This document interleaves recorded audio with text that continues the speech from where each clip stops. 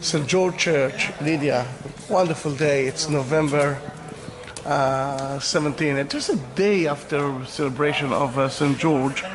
And this is the entrance of the church. And I've been there a few times, but I never saw the relic of St. George. Part of his body is here, and you can see it. Then let's go into the church.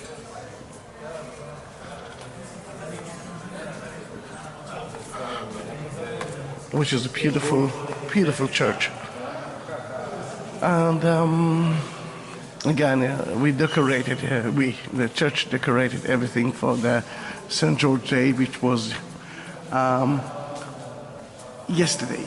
And this is St. George itself, who actually helps the princess, which is actually Christianity. And you can see the keys to the kingdom of heaven from the king and the queen. I can see the king, let's say, might be Jesus, although Jesus is above, and you can see that in the crown.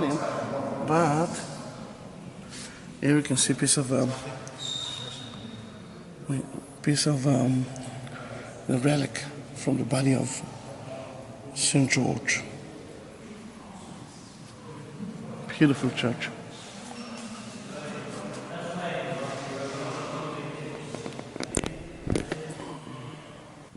We are in St. George Church in Lydda, Lod, which is a beautiful church.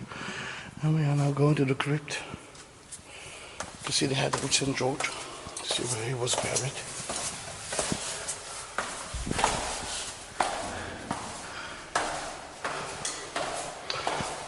Oh, look at that. This is Mordechai. Hello.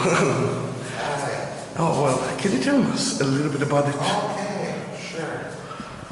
We're in the crypt of the Church of St. George. Here is where, by tradition, St. George is headed.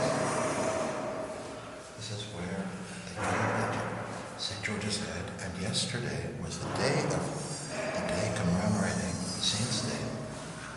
Not only was commemorating the Saints' Day yesterday, November the 16th. What we have here is covered in oil to transfer the holiness from the saints and on to the people that came to worship yesterday. So we're in a very lucky time to be here. We do. We just want to be afraid. So St. George is one of the biggest, most powerful saints in Christianity. We hear his stories in Russia and in England, and he began life as a Roman soldier. Oh, wow. A Roman soldier attacking Christians until he turned Christian and wouldn't do that. And he suffered a very, very horrible fate from the Romans. And basically, the theology behind this is the victory of Christianity over the Romans and the victory of the martyr over the death. And what's happened to him? How actually he died? He died. Oh, it's a horrible story. He was put to death. By tradition, it says that he was put upside down in a barrel, and all the Roman soldiers came and spit into the barrel, and he died of misery. He died a miserable death.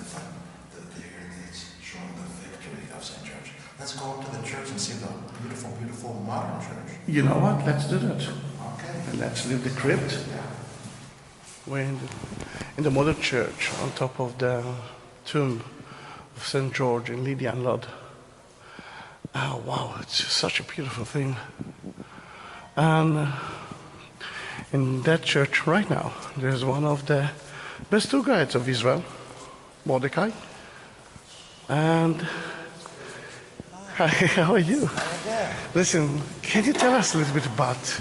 A little bit about this church? about the church, yes. Okay. What we have here is just... This is a 19th century church that was built over a church that was built and destroyed many times. The first church began in the Byzantine ages, around the 5th century. It was destroyed in 614, and again in 1010, and again by El-Khidr, and again by Bybars, and rebuilt each time. Why did he destroy it? What is symbol? I mean, This is the symbol. The reason that church was destroyed so many times is that St. George symbolizes the victory or Nakia of Christianity over other religions, and especially Judaism and Islam. And the Islamic rulers took this personally. So this is why this church... not only the Islamic, everyone there. Everyone here has been destroyed more than any other church that I know of. Can you tell us a little bit about, first of all, why there's a lot of flowers near St. George? Again, as we talked about in the crypt, yesterday was St. George's Day. Is that because of it? That's right. And this is the picture of St. George, the slayer of dragons. That's how later on, St. George turned into the slayer of dragons, both in Russia and in Poland and in England. It's the national saint of England is St. George. You have a lot of King Georges. King George V. All right, I live in King George Street. You live on King George Street. It came from King George, from St. George. The slayer of this dragon is not meant to be taken literally. It's a matter of faith, that faith will win the evil, not that the serpents will be destroyed by a certain Hercules guy. But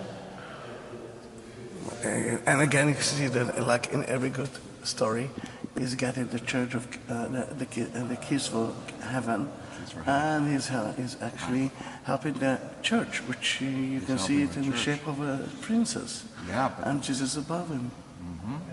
So a lot of the stories from Europe with the princess in the castle, with the dragon outside, and the night coming, began with St. George in about the 10th century. Wow. So a lot of what we know as folk tales began with this. Can you tell me a little bit about the iconostasis? A little bit about this wall, the iconostasis. It's very beautiful.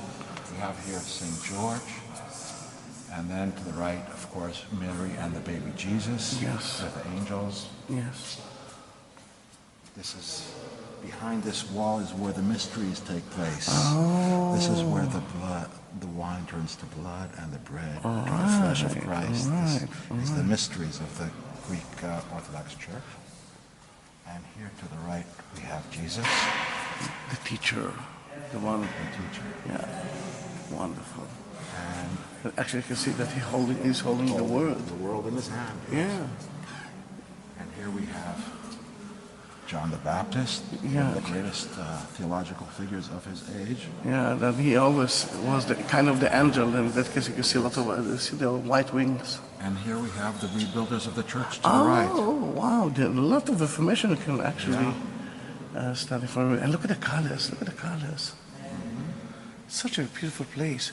And one more question, if it's okay by you. It's a strange church. I mean, you can see the nave, but. Yeah, okay, we're missing. Let's come back a little bit. All right. We're missing.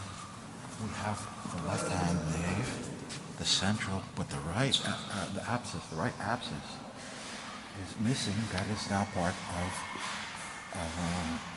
of the mosque that Sultan Baybars, the Mamluk, created using parts of the land of the church. But the church would have gone. Oh, yes, all right. I remember that I saw a mosque just there. This is one of the few churches that is wider than it is long. True. Very few of these churches are. And although it's new, is there something old in that church that have placed it? The wall near the apse, the left apse. And the lower one? Oh, yeah. The colored one. Okay. Is, if I'm not mistaken, is Crusader today.